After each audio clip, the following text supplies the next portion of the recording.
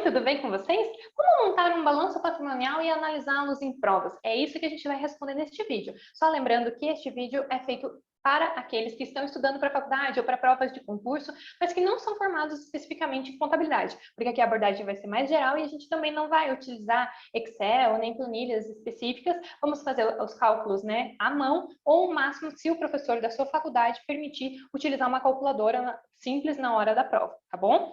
Então, vamos tentar montar esse balanço e fazer determinadas questões depois para mensurar o nosso conhecimento, tá bom?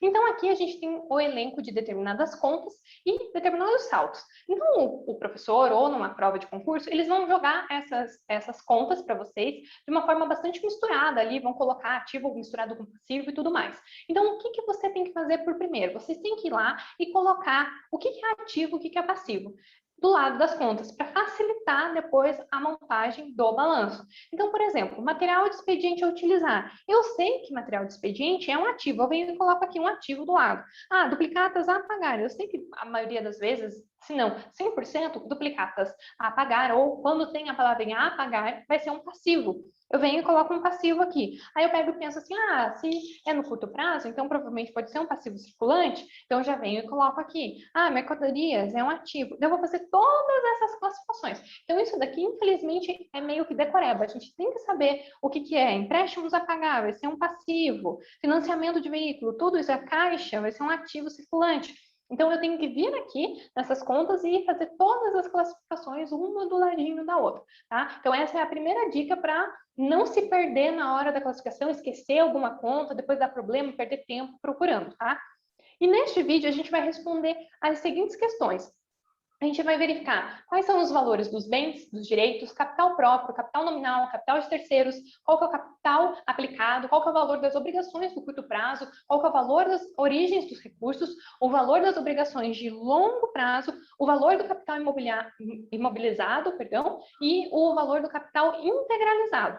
Essas vão ser as questões que nós vamos resolver a partir da elaboração de balanço patrimonial, tendo só o elenco dessas contas que estão aqui em tela. Então, se vocês quiserem tentar fazer antes, eu aconselho dar um print na tela para vocês irem classificando as contas, porque daí, a partir de agora, a gente só vai fazer a classificação, tá bom? Então, vamos começar lá pelo ativo circulante. Então, eu classifiquei que ativos circulantes são essas contas. Então, material de expediente a utilizar, mercadoria, caixa, duplicados a receber, com banco, conta movimento. Mas eu sei que o ativo, ele é classificado por causa, a partir da sua liquidez. Ou seja, o que é liquidez? É a capacidade daquele ativo se transformar o mais rápido possível em dinheiro, tá? Então, se ele vai ser mais rápido, qual que é mais rápida a transformação, eu coloquei aqui uma classificação que ela pode não estar 100% correta, mas atende aos fins aqui de provas, principalmente de faculdade. Então, eu vou ter lá primeiro o caixa, porque é o dinheiro mesmo em espécie, depois eu vou ter o banco conta movimento, depois duplicados a receber, depois mercadorias e depois aqui o material de expediente a utilizar, tá bom? Então, eu faço a minha classificação a partir do grau de liquidez. Agora, aqui eu tenho o ativo não circulante, tá? Então, ele está mais longe no meu tempo, ele é mais difícil de se transformar em dinheiro. E aqui eu tenho diversas contas e eu as classifiquei conforme o meu entendimento ali pelo grau de liquidez. Então, a nota promissória receber em longo prazo, depois o computador, veículos, terrenos, construção. Então, a gente tem aqui, né, alguns imobilizados, a gente tem, inclusive, aqui o terreno, o computador, ele entra aqui como ativo não circulante porque ele pode vir a sofrer depreciação, tá? Então, por isso que ele entra ali em ativo não circulante, ao invés de estar lá no ativo circulante. Atenção com isso, o computador entra como ativo não circulante. Aí eu tenho o passivo circulante. Tem aqui as contas que eu considerei como passivo circulante e dentro delas eu vou classificar conforme o grau de exigibilidade. Então, o passivo, ele é classificado a partir do grau de exigibilidade. O que isso significa? Exigibilidade significa que as contas vão ser classificadas conforme eu tenho que pagá-las. Então, os impostos ali, eu considero como o que tem que ser pago por primeiro, depois as duplicatas, depois o empréstimo, depois o financiamento, tá? Então, exigibilidade é quando que aquele dinheiro, ele vai ter que ser pago, né? Então, aquela conta, ela vai ter que ser liquidada, tá? Vamos dizer assim. E lembrando só apenas aqui, um bônus, né? A diferença entre empréstimos e financiamento. Empréstimo, eu não preciso dizer para o banco para que eu preciso do empréstimo. Então, quando você vai ao banco, você fala, eu quero um empréstimo. Ele vai pegar, vai te cobrar uma taxa de juros, vai te dar o dinheiro, você vai para casa, você compra o que você quiser, você faz o que você quiser com aquele dinheiro, certo? O financiamento, ele tem que vir especificando. Então, nesse caso aqui, é um financiamento de veículo. Então, quando você vai solicitar um financiamento, você vai financiar aquele veículo específico. Então, o banco, ele sabe que você vai comprar o veículo da marca tal, do ano tal, e é isso que você vai pagar lá com juros pré-determinados, tá bom? Essa que é a diferença entre empréstimos e financiamentos. Aí, dentro do passivo não circulante, só tinha lá uma conta, né, de longo prazo, então fica até mais fácil, que é o financiamento a longo prazo a pagar. Patrimônio líquido, daí eu tenho lá tudo que está relacionado, né, aos sócios, principalmente, né? Então, eu vou ter o prejuízo acumulado, eu vou ter o capital social integralizar e o capital social. Lembrando que o capital social é aquele que vem do contrato, tá? E o capital social a integralizar, vamos considerar como se fosse uma promessa de que os sócios vão colocar aquele dinheiro dentro da empresa. E dentro do patrimônio líquido, eu vou colocar isso como? Eu começo colocando o capital social, depois eu integralizar e depois eu vou colocar o prejuízo ou o lucro acumulado. Tá? Nesse caso desse exercício, é prejuízo porque ele estava lá, entre parênteses, ele estava negativo. Então, a empresa auferiu o prejuízo. Então, eu já coloquei direto aqui prejuízo, ao invés de colocar lucro barra prejuízo, tá bom? E aqui, finalmente, a gente tem a estrutura do nosso balanço patrimonial. Isso daqui é muito importante que a gente tenha em mente, porque a gente tem aqui, do lado esquerdo, a gente tem o ativo. Do lado direito, a gente vai ter o passivo. Tudo que está dentro do passivo são contas de crédito. Então, eu lancei a crédito. No ativo, eu tenho todas as contas que eu lancei a débito, tá? E o passivo, ele permite, ele tem as origens para aplicar aqui no meu ativo. Então, eu chamo o passivo de origens e eu chamo o meu ativo aqui de aplicações, aonde eu vou aplicar, tá? Então, por que origens? Porque a gente sempre fala que o nosso passivo, a gente vai ter os financiamentos da empresa. Então, a empresa, ela vai buscar um financiamento, ela vai buscar um empréstimo, ela vai pegar, tá guardando um determinado dinheiro, que vai fazer com que ela tenha bens e direitos, que ela possa ter lá mercadorias, ela vai poder ter material de expediente. Então, por isso que eu tenho as minhas origens e eu tenho as minhas aplicações no ativo. Então, eu faço essa divisão, eu tenho aqui determinados quadrantes. Então, dentro do ativo eu vou ter o ativo circulante, dentro do ativo eu também vou ter o ativo não circulante, no passivo eu vou ter o passivo circulante e no passivo também o ativo não circulante e o patrimônio líquido. Lembrando que o circulante com o não circulante aqui no passivo vai formar o meu passivo exigível, tá? Isso daqui é bem importante. Lembrando a diferença, né, entre circulante e não circulante. Circulante, porque o meu ativo eu vou fazer por ordem de liquidez, lembram-se? Então, eu vou classificá-las conforme eu tenha mais liquidez. Então, caixa vai estar lá em primeiro, porque ele já é o meu dinheiro em si. E no meu passivo, eu vou colocar por grau de exigibilidade. Exigibilidade. Então, se é por grau de exigibilidade, quanto mais em cima, vamos dizer, mais urgente que ele é, mais rápido eu vou ter que pagá-lo, tá bom? Então, o circulante, eu sempre brinco, né? Eu falava até para os meus colegas assim, isso que é algo que está circulando, algo que está em movimento, algo que está muito próximo de nós. Já o não circulante é algo que está um pouco mais longe, ele está um pouco mais lento, não está circulando assim loucamente, ele está vindo aos poucos, tá bom? Então, só para tentar lembrar um pouco de como que é, qual que é a diferença isso, de uma forma bem simplista aqui, tá bom, pessoal? Então, com isso, a gente pode começar a fazer as somas. Eu gosto de fazer as somas pelos quadrantes e depois fazer a geral, para fechar, para ver se eu fiz classificações corretas. Então, ali no meu ativo circulante, somando todas essas contas, eu fico com um total de 54.770. No ativo não circulante, eu fico com um total de 105.500. Agora, no meu passivo circulante, eu tenho 85.270. No meu passivo não circulante, eu fiquei com 40 mil, que é só uma conta, é até mais fácil. E daí eu tenho aqui o total do meu passivo exigível, que nada mais é do que a soma do meu passivo circulante com o meu passivo não circulante. Com isso, eu fico com 125.270, tá? Agora, o patrimônio líquido total do PL vai dar R$ 35 mil. Perfeito. Fiz essas somas, mas daí o que isso me ajuda? Por que isso vai me ajudar na prova? Porque se você fez as classificações corretas, as duas colunas, elas devem dar o mesmo resultado. Porque dentro da contabilidade, a gente tem algo, um princípio que chama de partidas dobradas. Então, quando você faz um lançamento a débito, você provavelmente vai fazer um lançamento a crédito. Tem depois lá de primeira, segunda, terceira ordem, mas não cabe dizer aqui, porque aqui vai ser lançamento de débito e crédito, tá, pessoal? Então, eu tenho um lançamento de débito e um lançamento de crédito. Então, toda vez que eu faço isso, as contas, elas são como se fosse uma balança. Elas devem estar equilibradas. Se elas derem o mesmo resultado, opa, fiz a classificação correta. Se não deu certo, vocês conseguem identificar com maior facilidade aqui qual que é o problema para depois resolver aquelas questõezinhas que eu falei no início lá do vídeo, tá bom? Então, vamos ver se bateu. Opa, o total do ativo e o total do passivo deram o mesmo valor, 160.270. Então, eu fiz as classificações corretas. Mas percebam que se por acaso o meu ativo tivesse dado 140.270, vamos dizer que eu não tivesse classificado a nota promissória aqui. Eu tivesse colocado a nota promissória aqui no passivo circulante. Ia dar uma diferença de R$ 20 mil. Então, isso quer dizer que o meu total do passivo ia dar 180.270 e o meu passivo ele ia estar um pouco menor, ele ia dar 140.270.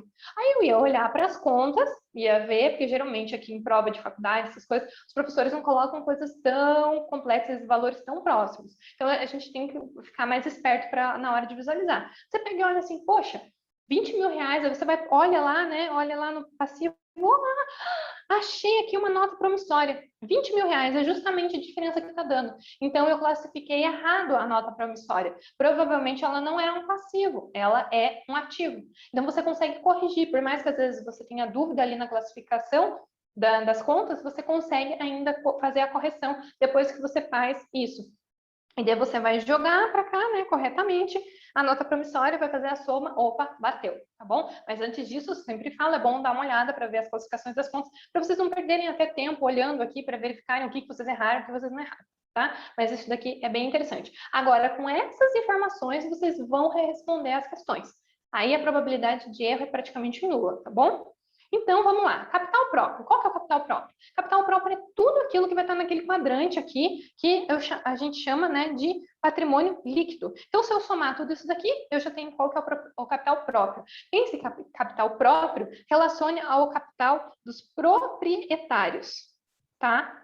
Então, é tudo aquilo que está ligado aos acionistas, aos proprietários da empresa. Então, capital social, integralizar, prejuízo, tudo isso aqui está relacionado aos proprietários, tá bom? Vou colocar até entre aspas aqui, proprietários, capital próprio, proprietários, mais fácil de lembrar. Os bens e direitos. Os bens e os direitos, eles estão sempre lá disponíveis no ativo, tá? Então, eu sei que bens mais direitos vai ser igual ao meu ativo. Então, como que eu vou fazer? Eu vou ter que ir lá olhar dentro do meu ativo e colocar do ladinho. Ah, isso daqui é um bem, isso daqui é um direito. Então, bem é tudo aquilo que é mais tangível, que está dentro da empresa, apesar de ter também intangíveis, né? Os direitos é tudo aquilo que a empresa tem a receber, principalmente. Então, é um direito, é uma expectativa de ter algo, principalmente no futuro. É algo que eu ainda não tenho aqui próximo, mas ele vai entrar, é um direito que eu tenho. Então, se eu sei que bens mais direitos é igual ao ativo, se eu classificar lá as contas como bens e direitos, eu vou ter um total. Então, eu tenho um total aqui de bens de 117.770, que eu considerei esses daqui os meus bens, e tem um total de direitos aqui de 42.520. Mas como que eu vou saber se eu não coloquei um direito no lugar do bem ou um bem no lugar do direito, né? Como que eu vou saber? Basta eu somá-los. Deu 160.270, que é justamente o valor do meu ativo. Então, ok, fiz a classificação correta, tá bom? Só se você tiver feito alguma coisa muito extrapolando, né? Sei lá, colocar terrenos em direitos, e daí pode ser que mesmo você fazendo a conta ali bata o total do ativo. Mas vocês têm que ter bem claro que bens e direitos vai ser igual ao ativo. Capital nominal. Lembrando que capital nominal é justamente aquele que está lá no contrato. Então, é aquele que está disponível, está lá no... o capital nominal que vai ter nessa empresa é tanto. Então, capital nominal vai ser o que está no capital, no contrato social. Então, se está no contrato social, eu posso chamar aqui de capital social, tá? Contrato social, capital social, tá?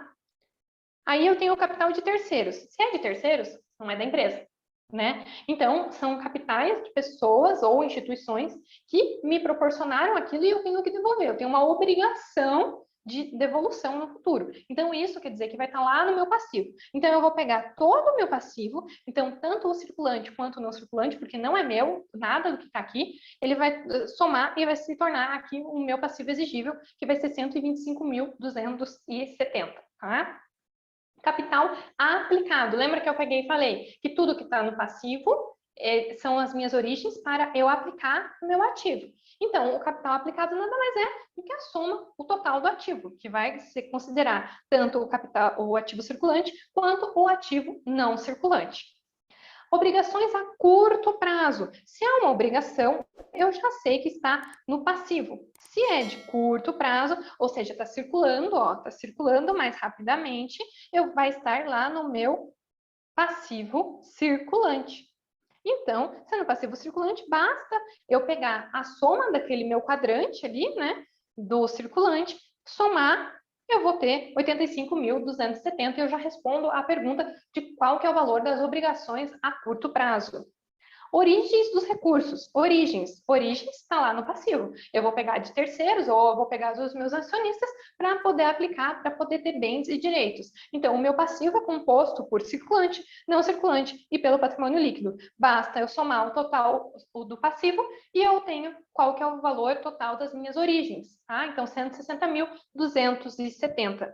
Obrigações a longo prazo. Então, se é obrigações, eu sei novamente que está no meu passivo, se é longo prazo, eu sei que não está circulando. Então, está lá no meu passivo não circulante. Tenho só uma conta, 40 mil reais é o valor das minhas obrigações a longo prazo. Capital imobilizado é todo aquele que a probabilidade de você conseguir vender, de você conseguir transformar em dinheiro, ela é muito mais baixa. Seja porque sofreu muita depreciação, você não vai conseguir reverter o valor da compra, ou você vai ter que efetuar um processo um pouco mais longo para colocar. Então, vocês percebam o quanto que é muito mais fácil você vender, vamos dizer, um celular, do que você vender um terreno, uma construção. Então, o capital imobilizado, ele vai ser composto por essas contas: computador, veículo, terrenos, construção. Então, eu tenho um total imobilizado ali de 85.500. Capital integralizado, tá? O capital integralizado eu vou considerar tanto o capital social, que é aquele que está lá, o nominal, que está dentro do meu contrato,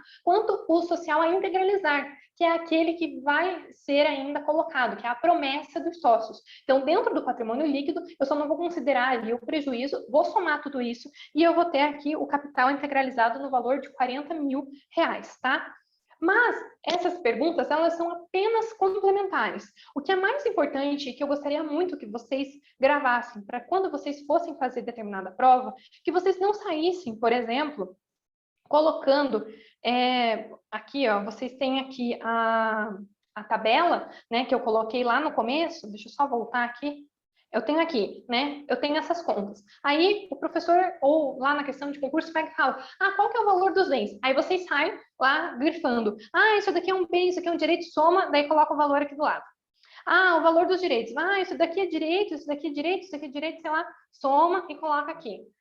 Isso não vai facilitar para vocês. Porque vai ter uma hora, às vezes, principalmente em prova de concurso, que vocês só podem ter lá a caneta preta, vocês vão olhar, isso daqui vai estar tudo poluído. Vocês não vão saber mais o que é ativo, o que é passivo. Aí, às vezes, vocês erram alguma classificação, vocês vão riscar, vai virar uma bagunça. Não façam isso. Parece que vocês vão gastar mais tempo fazendo o balanço, mas vocês vão ganhar tempo e vão ganhar questões. Principalmente ali na faculdade, né? Vocês estão fazendo a disciplina de análise econômico-financeira de empresas, por exemplo. Não tem por que errar isso. É algo tranquilo de ser feito. Vocês têm tempo para fazer, vocês têm uma prova com poucas questões, então façam com calma. Então, o que vocês têm que começar fazendo? Vocês têm a pergunta, têm as contas, vão colocando ali o que vocês consideram passivo, o que é passivo não circulante, ativo. Coloquem tudo separadinho, igual eu fiz aqui. E tentem colocar ali o ativo por grau de liquidez e o passivo por grau de exigibilidade. E daí vocês vão chegar aqui no quadrante e vão somando. Pronto.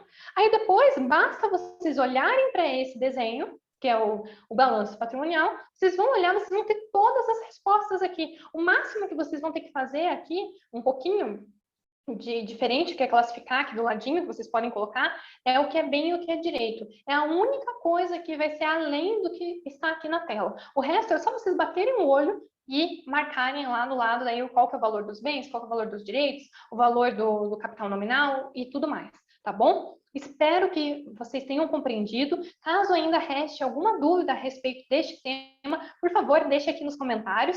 Se tiverem outras dúvidas, vocês também podem mandar outras perguntas que vocês queiram que sejam respondidas aqui da grande área de administração. Vocês podem deixar nos comentários ou mandar um e-mail que também está na descrição do vídeo, que a gente tenta vir gravar aqui um vídeo respondendo especificamente a sua dúvida, tá bom, gente? Muito obrigada e até o próximo vídeo. Inscreva-se e apreenda que é possível solucionar.